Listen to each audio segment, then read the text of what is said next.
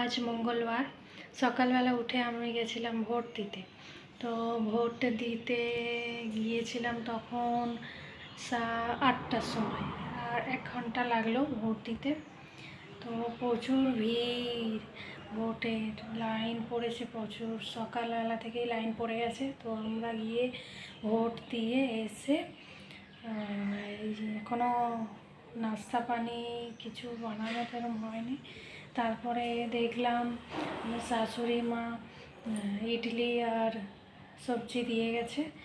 তো আর নাস্তা পানি আর আজকে বানাতে হবে না।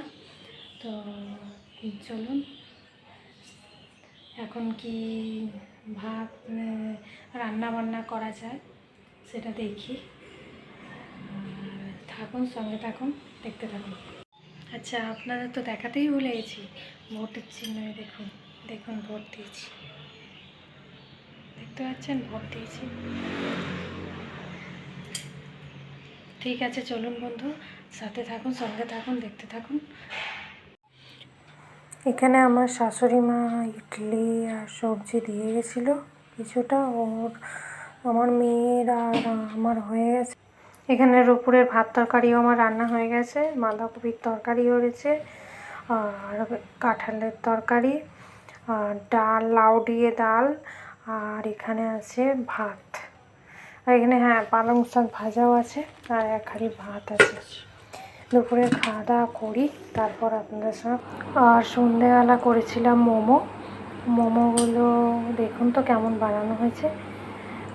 ভালো করে পারিনি, কিন্তু করেছি, যাই হোক, করে খাওয়ানো এখনও রেডি হয়নি, দেখতে থাকুন।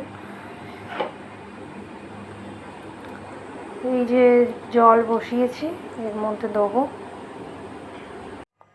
দেখুন বন্ধুরা, এখানে মোমো রেডি হয়ে গেছে।